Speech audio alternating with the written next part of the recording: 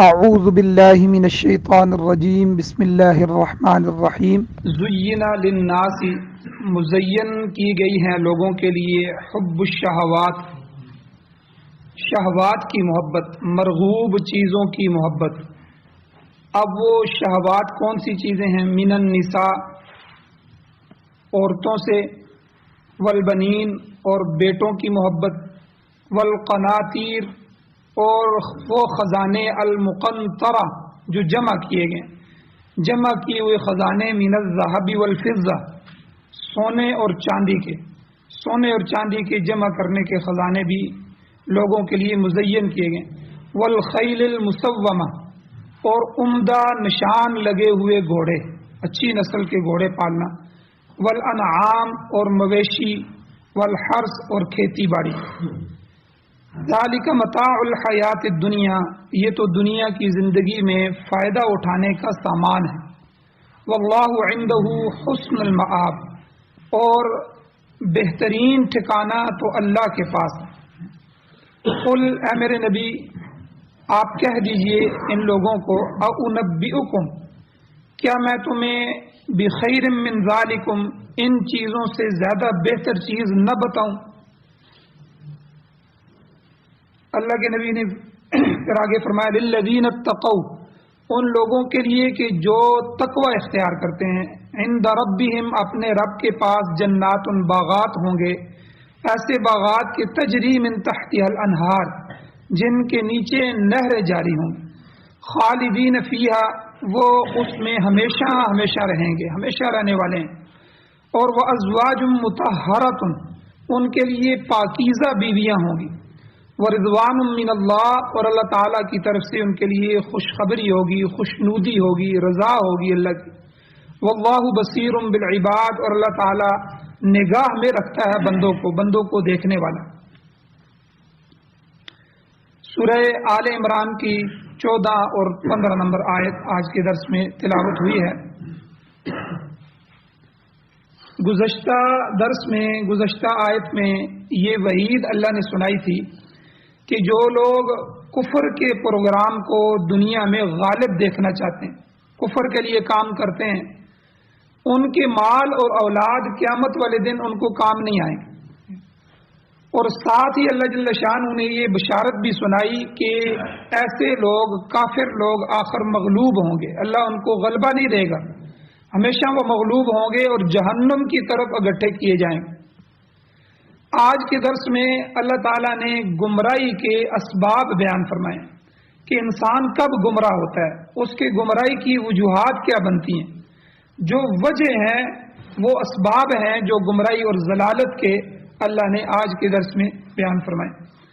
ارشاد ہوتا ہے کہ زین للناس، مزین کر دی گئی ہیں لوگوں کے لیے حب الشہوات، مرغوب چیزوں کی محبت، جن کی طرف ان کے دل کی رغبت ہوتی ہے، وہ مرغوب چیزیں شہوات کہلاتی ہیں۔ ہماری شہوت، دل سے کوئی ایک چیز اٹھی ہے، یار یہ چیز کھانی چاہیے، یہ ہونا چاہیے، یہ ہونا چاہیے، یہ ہر لمحے دل میں سے جو خیال اٹھتے رہتے ہیں، ان کو شہوات کہتے ہیں۔ اگر انسان انہی خیالات کے پیچھے لگ جائے، انہیں کو پورا کرنے لگ جائے، تو کہتے ہیں یہ شہوات کی زندگی گزار رہا ہے، یہ شہوتوں کے پیچھے لگ گیا ہے، یہ نفسانی خواہشات کا غلام بن گیا ہے۔ تو اللہ نے کہا کہ یہ حب الشہوات، یہ مرغوب جو چیزیں ہیں، نفسانی خواہشات ہیں، ان کو لوگوں کے لیے مزین کر دیا گیا، یعنی ان اشیاء کی لوگوں کے دلوں میں محبت ڈال دی۔ دوسری جگہ قرآن مجید میں اللہ فرماتے ہیں انا جعلنا ما علی الارض زینۃ لہا، یعنی جو کچھ زمین میں موجود ہے ہم نے اسے زینت بنایا ہے۔ اور زیب و زینت کے اس تمام ساز و سامان کی تخلیق کا مقصد کیا ہے؟ اللہ نے کیوں زیب و زینت بنایا؟ مقصد کیا ہے؟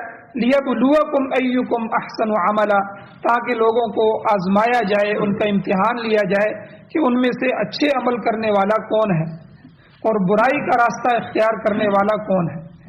اللہ تعالیٰ نے ان تمام چیزوں کو امتحان کے لیے مزین کر دیا۔ اور قرآن پاک میں بعض مقامات پر یہ جو تزئین ہے، مزین ہونا ہے، اس کی نسبت شیطان کی طرف بھی کی گئی ہے کہ وہ کم بخت آدمی ان مرغوب چیزوں کو مزین کر کے دکھلاتا ہے۔ تو حدیث میں آتا ہے کہ شیطان دنیا کو خوبصورت کر کے دکھلاتا ہے اور اس کو ایسے سہانے اور خوبصورت خواب دکھاتا ہے کہ تم یہ کرو اور اتنے کرتے کرتے کرتے جو وہ بوڑھا ہوتا ہے اتنا اس کی ہرس بڑھتی رہتی.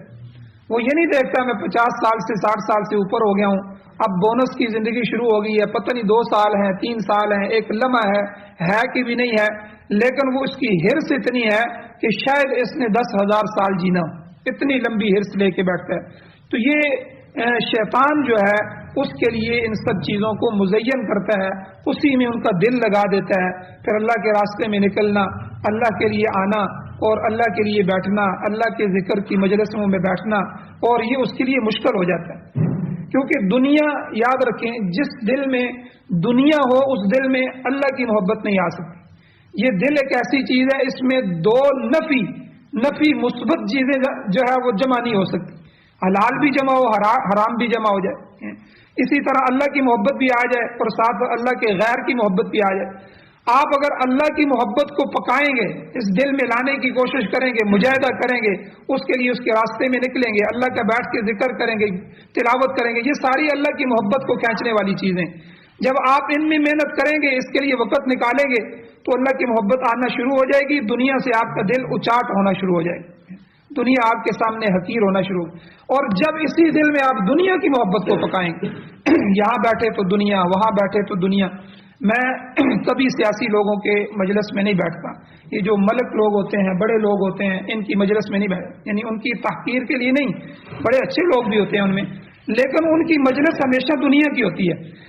فلاں روڈ بنانا ہے، فلاں جگہ یہ کرنا ہے، فلاں بل منظور کروانا ہے، فلاں نے اسمبلی میں جانا ہے، فلاں نے اسمبلی سے آنا ہے، ٹھیک ہے، یعنی دنیا کی باتیں، ٹھیک ہے، فلاں گاڑی لینی ہے، فلاں نے گاڑی بیچی ہے، فلاں فلاں فلاں. ان کی یعنی جتنی مجلس آپ دیکھ لیں، آپ 5 منٹ وہاں بیٹھ کے دیکھ لیں، آپ کے دل کی دنیا بدلنا شروع ہو جائے.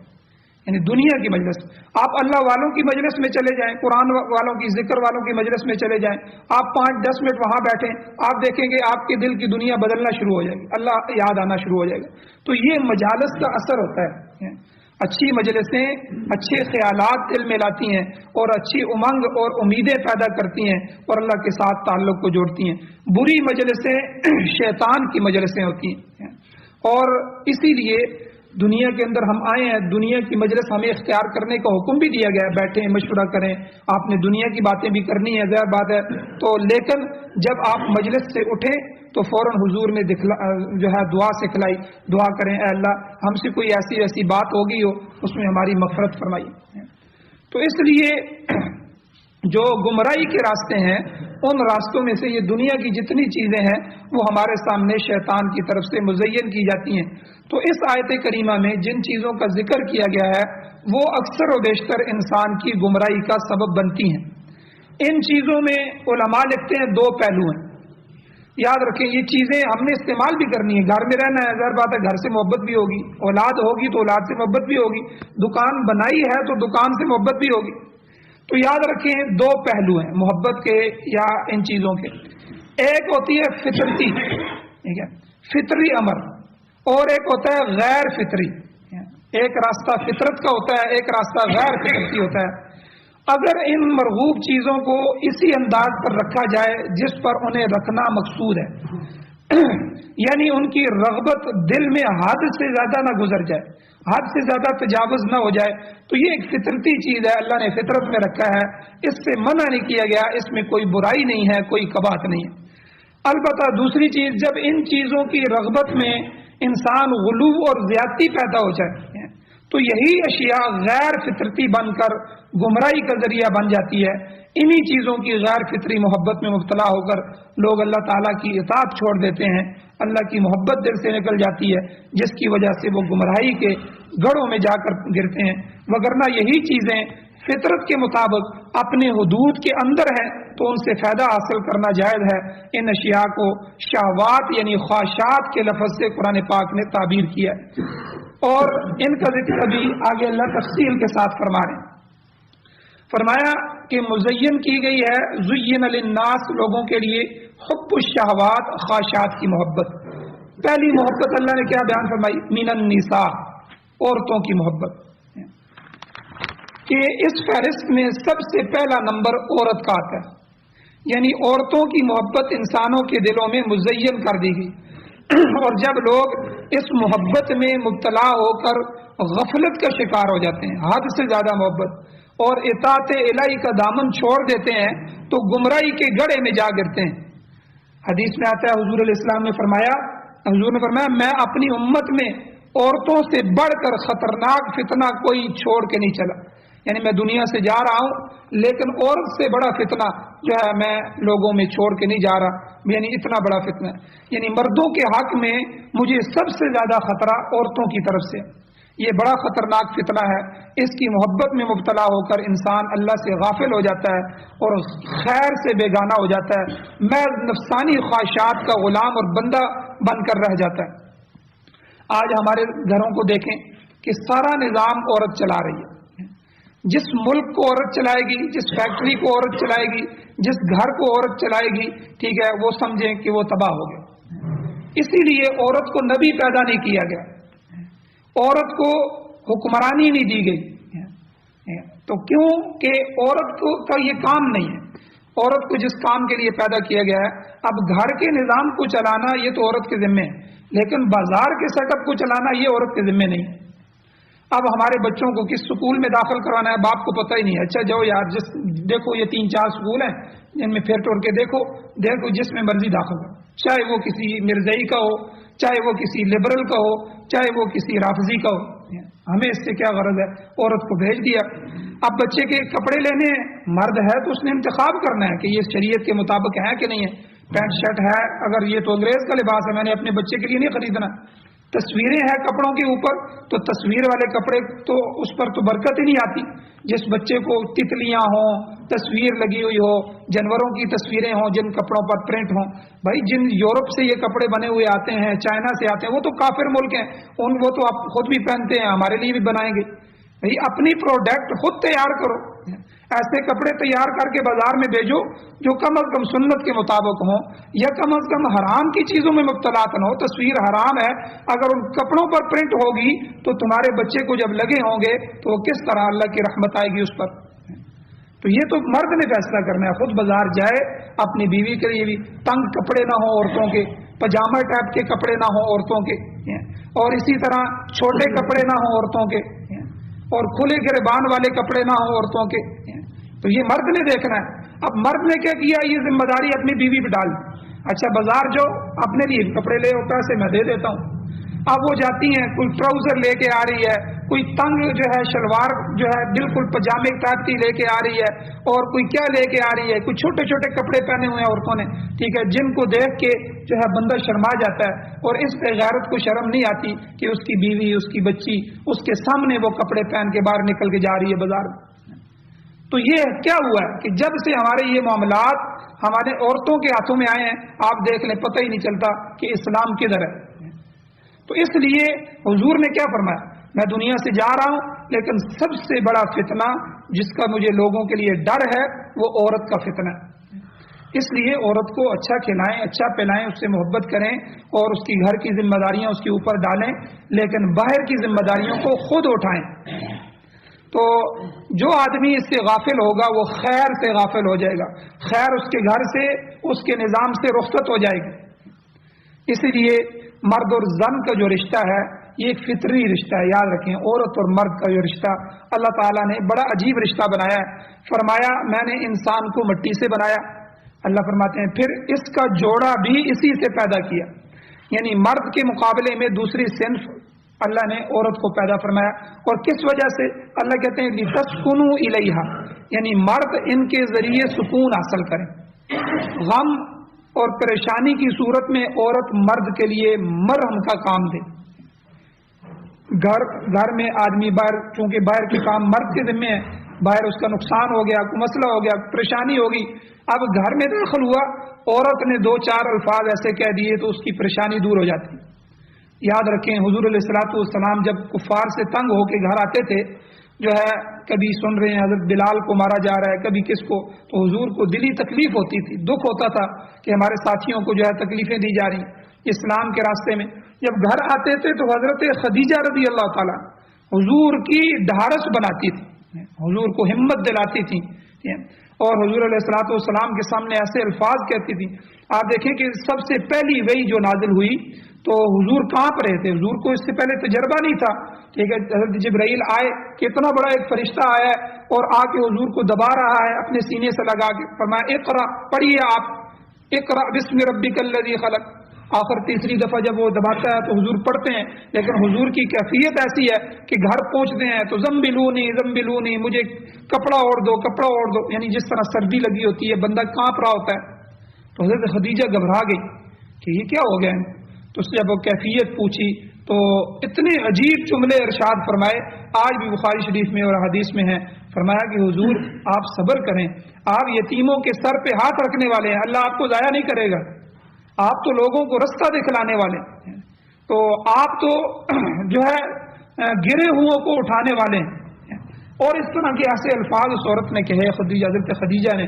حضور کھڑے ہو گئے, حضور کے اندر ہمت آ گئی. تو عورت کا اور مرد کا یہ رشتہ ہے کہ اس کے ذریعے اللہ جل شانہ لتسکنوا الیہا, اللہ کہتے ہیں ہم نے عورت کو بنایا اس لیے تاکہ تمہارے سکون کا سبب بن جائے, تمہارے لیے مرہم کا کام دے اور مرد کے بوجھ کو ہلکا کرنے کی کوشش کرے تو اسے سکون ہو.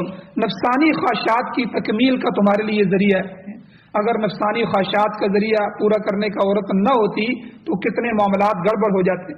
اسی لیے قرآن پاک میں اللہ نے ارشاد فرمایا وَجَعَلَ بَيْنَكُمْ مَوَدَّةً وَرَحْمَةً, اللہ تعالیٰ نے مرد اور عورت کے درمیان محبت اور مہربانی کے جذبے کو پیدا کیا تاکہ یہ جوڑا پیار اور محبت کی بہترین زندگی گزار سکے. دوسری جگہ اللہ فرماتے ہیں ہن لباس لکم وانتم لباس لہن, عورتیں مردوں کے لیے لباس کی طرح ہیں اور مرد عورتوں کے لیے لباس کی طرح, یعنی ایک دوسرے کے پردہ پوشی کا ذریعہ, عفت اور پاکدامنی کا سبب ہے. یعنی ایک فطرتی رشتہ ہے. آپ دیکھیں عورت جو ہوتی ہے کہ سب سے زیادہ مرد کے قریب عورت کا بیوی کا جو دونوں کے ایک دوسرے کے لیے لباس ہیں, ایک دوسرے کی عیب کو بھی جانتے ہیں, ایک دوسرے کے قریب ہیں, ہر بات ایک دوسرے کی جانتے ہیں جو پوری دنیا اس کے ماں باپ بھی نہیں جانتے. تو اس لیے عورت اور مرد کو ایک دوسرے کے لیے اللہ نے قرآن میں کیا فرمایا, ہن لباس لکم, وہ عورتیں تمہارے لیے لباس ہیں, اور وانتم لباس لہن, تم ان عورتوں کے لیے بمنزلہ لباس کے. تو حدیث شریف میں آتا ہے کہ عورت سے مقصود کیا ہونا چاہیے, پاک دامنی. ایک تو کہ میں پاک دامن رہوں, ٹھیک ہے, میرا نفس پاک رہے, اور دوسرا اولاد صالحہ ہونی چاہیے. اسی لیے حضور علیہ السلام نے ایک حدیث میں فرمایا, حدیث کا مفہوم ہے کہ جس آدمی نے نکاح کر لیا, شادی کر لی, اس کا آدھا ایمان مکمل ہو گیا. آدھی بات تو وہیں حل ہو گئی. جو اس کے دل میں خیال اٹھتے تھے, گندگی کی طرف جانا چاہتا تھا, ٹھیک ہے, جو خواہشات ابھر رہی تھیں اور زندگی جو ہے ایک بے چینی کے ساتھ گزر رہی تھی, اور جو ہی نکاح کیا تو آدھی زندگی تو اس کی درست ہو گئی. اسی کو حضور نے فرمایا آدھا ایمان تو مکمل ہو گیا, باقی آدھے ایمان کو مکمل کرنے کی کوشش کرے. تو اس لیے عورت سے مقصد کیا ہونا چاہیے, پاک دامنی اور اولاد صالحہ. یہ دو مقصد. میں نکاح اس لیے کر رہا ہوں اللہ مجھے نیک اولاد عطا فرمائے اور میرا نفس پاک ہو جائے, پاک دامنی مل جائے. صرف شہوت کے لیے شہوت رانی مطلوب نہیں ہونی چاہیے. اور اللہ تعالیٰ کا ارشاد ہے, اللہ نے قرآن میں فرمایا جب عورتوں کے قریب جاؤ تو وَابْتَغُوا مَا كَتَبَ اللَّهُ لَكُمْ, اس چیز کی تلاش کرو جو اللہ نے تمہارے مقدر میں لکھ دی ہے. یعنی اولاد کی تمنا کرو. جب بھی عورت مرد آپس میں ملے تو عورت کے پاس جانے سے جو ہے آدمی کے دل میں یہ ہو اللہ مجھے اس سے نیک اولاد عطا فرمائے. تو یہ اللہ نے قرآن مجید میں فرمایا وَابْتَغُوا مَا كَتَبَ اللَّهُ لَكُمْ. تو غرض یہ ہے کہ اگر عورت سے مقصد عفت ہے, پاک دامنی ہے اور اولاد ہے تو یہ بڑی اچھی چیز ہے. بلکہ حضور علیہ السلام کا ارشاد ہے, حضور نے حدیث میں فرمایا خیر متاع الدنیا المرأة الصالحہ, دنیا کی مفید اشیاء میں سے ایک عورت ہے. یہ سب سے زیادہ فائدے والی چیز. اگر حضور نے ایک حدیث میں فرمایا کہ نیک عورت کی علامت یہ ہے کہ اگر مرد اس کی طرف دیکھے تو وہ اس کو خوش کر دے. خاوند ہے اگر بیوی کی طرف دیکھے وہ اس کو خوش کر دے, اور اگر وہ اسے کوئی حکم دے تو یہ اس کا حکم بجا لائے, ہر حکم پورا کرے. اور اگر خاوند گھر سے باہر چلا جائے کسی کام کاج کے لیے, سفر کے لیے, تو اس کے مال کی اور اپنے ناموس اور عزت کی حفاظت کرے. یہ نیک عورت کی علامات حضور نے بتائیں. کہ جب اس کی طرف دیکھے تو عورت خوش کرے، جب وہ اس کو حکم دے تو اس کا حکم پورا کرے، اور جب وہ گھر سے باہر کسی کام کے لیے جائے تو یہ اس کی اولاد کی، اس کے مال کی بھی حفاظت کرے، اپنی عزت کی بھی حفاظت کرے۔ تو اس لیے انسان کے لیے حقیقی سعادت تو یہ ہے کہ اسے ایمان کی دولت نصیب ہو اور اعمال صالحہ پر کاربند ہو۔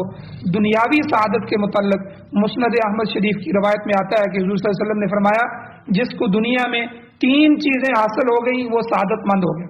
3 چیزیں جس کو مل گئی، ان اشیاء میں سے پہلا نمبر گیا المرأۃ الصالحہ، جس کو نیک عورت مل گئی۔ اگر عورت نیک ہے یاد رکھیں پھر سکون ہی سکون ہے، دنیا بھی جنت ہے۔ اگر عورت بری ہے تو اگر آپ محلات میں بھی رہتے ہیں تو آپ کا سکون برباد ہو کے رہ جائے گا۔ تو ان میں سے پہلا نمبر حضور نے فرمایا المرأۃ الصالحہ، نیک عورت ہے۔ اس کے بعد حضور نے فرمایا رہنے کے لیے اچھا مکان، ٹھیک ہے، ہوادار ہو، روشنی والا ہو، کشادہ ہو، ایسا کسی آدمی کو مکان مل جائے، اور سفر کے لیے اچھی سواری، جو بھی سواری ہے، سائیکل ہے تب بھی، موٹر سائیکل ہے تب بھی، گاڑی اللہ نے دی ہے تب بھی، اچھی سواری اس کو کوئی مل گئی جس سے وہ آسانی کے ساتھ اپنی مرضی سے سفر کر سکے۔ تو یہ 3 نشانیاں حضور نے سعادت مندی کی حدیث میں بتائیں کہ ان کے بغیر انسان شقی سمجھا جائے گا، بدبخت سمجھا جائے گا، کہ نہ عورت اس کی اچھی ہے، گھر میں بھی سکون نہیں ہے، اور جو ہے اس کے علاوہ مکان بھی اچھا نہیں ہے، کرائے کے مکان میں رہ رہا ہے، یا اپنا ہے تو وہ بھی جو ہے اس کے پڑوسی اچھے نہیں ہیں، مکان اچھا نہیں ہے، یا سفر کے لیے کوئی سواری میسر نہیں ہے، تو یہ انسان کی بدبختی کی ایک طرح کی علامت ہے۔ تو بہرحال یہ حضور نے المرأۃ الصالحہ پہلے نمبر پہ بتایا، نیک عورت کا ملنا بھی حقیقی سعادت مندی ہے، خوشبختی کی علامت۔ اب عورت سے مقصود کیا ہے، ہمیں اس سے مقصود کیا ہے، اور کب جا کے عورت کی محبت ہمارے لیے طبعی بنتی ہے۔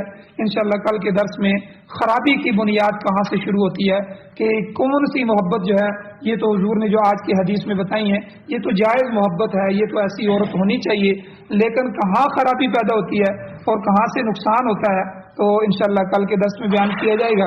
اللہ جل شانہ سے دعا ہے اللہ ہمیں عمل کی توفیق عطا فرمائے، آمین۔ الحمدللہ رب العالمین والعاقبۃ للمتقین والصلاۃ والسلام علی رسولہ النبی الامی الکریم۔ اللهم ربنا آتنا فی الدنیا حسنۃ وفی الآخرۃ حسنۃ وقنا عذاب النار۔ یا اللہ ہماری کمیوں کوتاہیوں کو معاف فرمائیے، درگزر فرمائیے، صغیرہ کبیرہ گناہوں کو معاف فرمائیے۔ یا اللہ نبی علیہ الصلوۃ والسلام کی محبت نصیب فرمائیے، اہل بیت کی محبت نصیب فرمائیے، نیک یا اللہ شخصیات کی محبت نصیب فرمائیے، ان کے نقش قدم پر چلنا ہمارے لیے آسان فرمائیے۔ یا اللہ قرآن و سنت سے محبت نصیب فرمائیے، یا اللہ اس کا غلبہ نصیب فرمائیے، بطور آئین، بطور دستور، بطور ضابطۂ حیات ہمیں نصیب فرمائیے۔ یا اللہ ہمارے ملک سمیت پوری دنیا میں جتنے باطل نظام کام کر رہے ہیں سب باطل نظاموں کو، غیروں کے نظاموں کو ختم فرمائیے، اپنا نظام ہمیں نصیب فرمائیے۔ یا اللہ جب تک زندگی ہو عزت وقار والی اور فرما برداری والی زندگی نصیب فرمائیے، جب موت آئے تو یا اللہ سعادت شہادت والی موت نصیب فرمائیے۔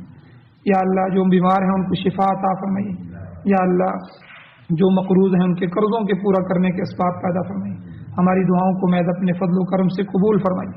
صلی اللہ تعالی علی خیر خلقہ محمد وآلہ وأہل بیتہ واصحابہ اجمعین برحمتک یا ارحم الراحمین۔